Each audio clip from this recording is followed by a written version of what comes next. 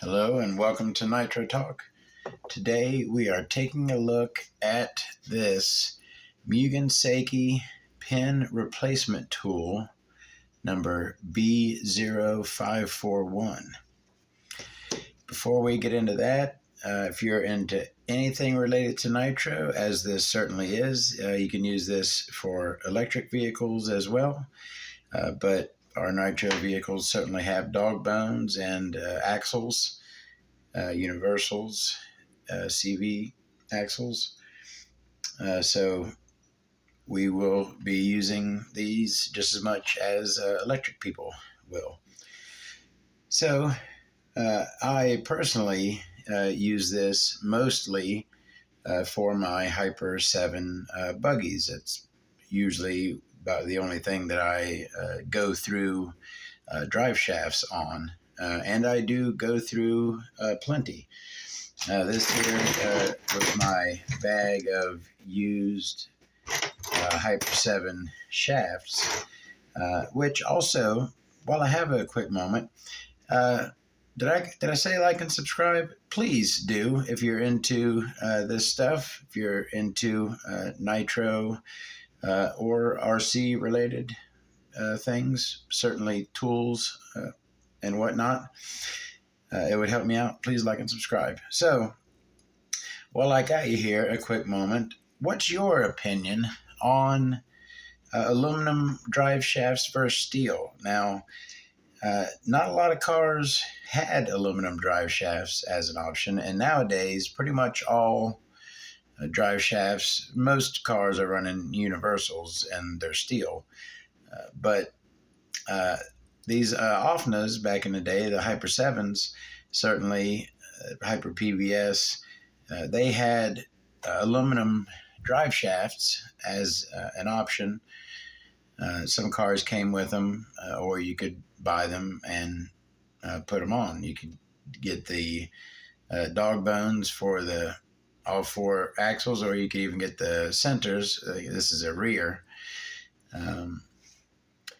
But so what's your opinion on them? I have kind of went back and forth throughout the years.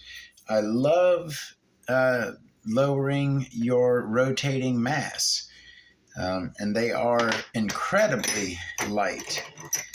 These are all aluminum shafts, and even all four of them in my hand feels like nothing. I pretty much...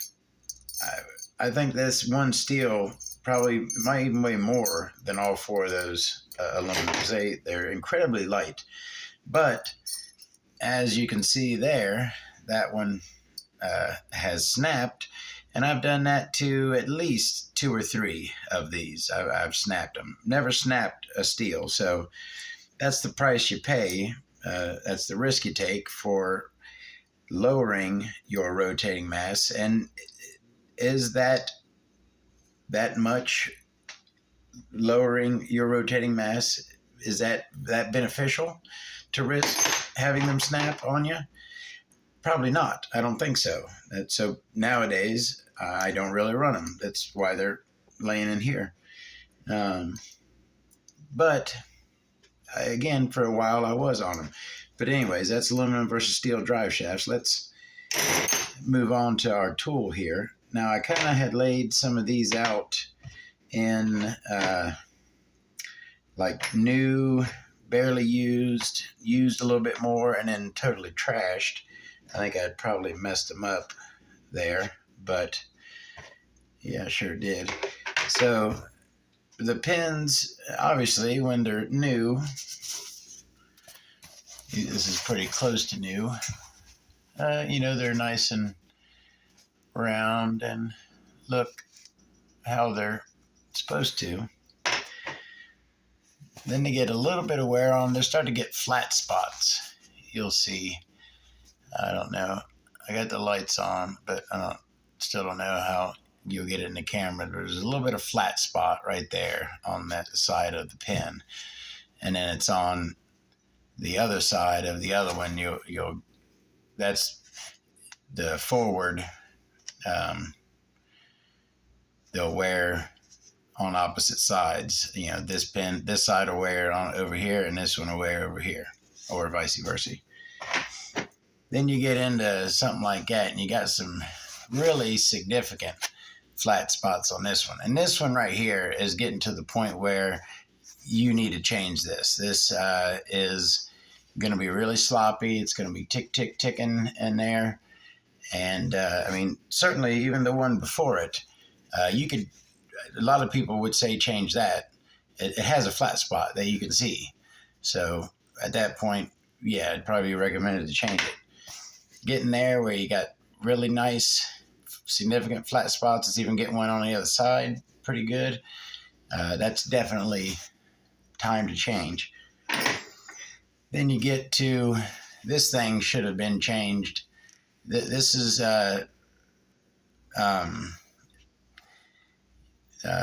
neglect. That's the word I'm looking for.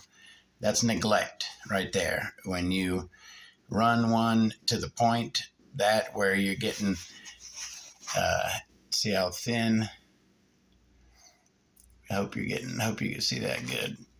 See how thin those are getting. That is way worn down. And yes, I do have one more to go. Or did I? I did the worst one first. I messed it up. That was the worst one. All right, so that's as bad as it gets right there. Those things, long since, and even now at this point, I wouldn't even want to try to replace the pins in this shaft because there's barely any meat there to bite onto with the new pin to drive it in. I'd be worried about it kicking off and messing up the tool. You never ever should let it get that far. You know, that's, like I said, that's neglect. So, but we'll do that second to worst right there. This should have been replaced long before it gets to this point. But definitely by the time it gets here, those are certainly overdue for a change. And so we'll go ahead and swap out a pin on there using our Mugen Seiki tool. All right, so how we do this, you have your main part essentially there, I'll call it. And then these are your two driving mechanisms. You'll see that one has what looks like a drive pin in it already, and then the other has a hole, a cup for the drive pin to go into. So you first take the one with the pin sticking out, and what you'll use that for is you'll take this one and you'll push the old pin into and up. You'll push it that much into the hole to where there'll be an opening that deep. You'll push this all the way in till it bottoms out, and so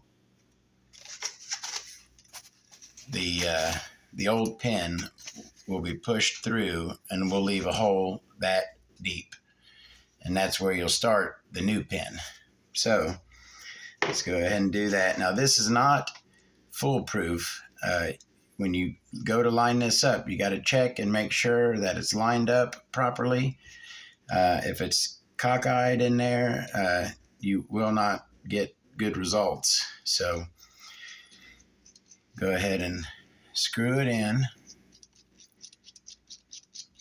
until it meets up, and then make sure that, because this, it could be sitting anywhere. You want to be sitting dead straight. So I'm going to kind of eyeball it, make sure that it's straight on there. Real good. So now that I got it loaded nice and straight, I'm going to take the little ratchet tool that comes with it, and I'm going to grip the tool with this crescent wrench so that it makes it easy to spin it. All right. Now, once you get it started, it goes pretty easy. And as you'll see, you'll feel the tool bottom out when the tool bottoms out. So once you've done that, click your ratchet tool back and go ahead and remove the first pin. So now what you'll see, what you have here, it pushed it through, leaving a hole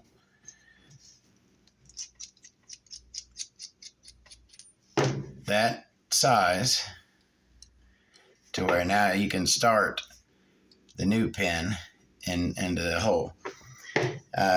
The pins come in different sizes. I believe most of them are 3 millimeter, but they are different lengths. These 12.8 millimeters are for the Hyper 7. So get the proper pin for the shafts that you're going to be using.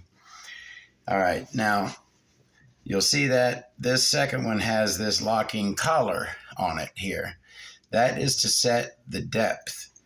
Of course, you're going to want the pin to be even when it goes in. You're going to want the same amount sticking out of both sides. So you're going to want the new pin to go in precisely the right amount to where it's centered. That's what this locking collar is for. It's going to take a little trial and error at first, kind of eyeballing it, doing it a little bit, going back, doing it a little more. But once you get it set up properly, you'll roll the collar down butted against the tool, and then lock it in place. And now your depth is set to where all you have to do is drive the pin in until it bottoms out against the collar and your pin is even. So I'll show you that step now. So again, we're using our second piece. It has a hole in the end and it's also magnetized, so it'll hold the pin. Go ahead and insert it into the tool. And we'll take our, with the hole sticking, the pin goes into that hole in the bottom, holds that in place. And you just, again, want to, I dropped it. It will hold it, but it doesn't hold it tight. I'm kind of doing this out in front of me, so not the best setup, but give me a second here. All right, so we got our pin in, and we are going to butt it up against the hole. All right, make sure it's nice and straight. That is looking good, nice and straight. And then just grab our tool again. And again, grab our crescent wrench so that we can hold this. And just spin the pin right on in. It'll push that other one right on out. That other one will just drop right out. I'm going to go ahead and do this right till it bottoms out against the collar, because that's the depth that I had set. So now I'll switch that back, remove, and now I have a brand new pin in my Offna Hyper 7 drive shaft there. Brand spanking new, ready for installation. So that is the Mugen Seiki B0541 pin replacement tool. Now, it is a very high quality tool. It is not cheap. I forget exactly what I paid, but 40 to 60 bucks, I believe, somewhere in there. It's not cheap. I don't think that that's cheap, but well worth the money. I was when I did buy it and used it, I was certainly thought my money was well spent. You can tell it's very nice quality and it works beautifully. Does the job great, and like I said, it's very high quality, so it should last a long time. I recommend, if you're going to be going through some drive shafts, this is a very good tool to have. Thank you very much for watching. Please check out, I got some more Nitro engine and vehicle videos coming up very soon. See you then. Thank you.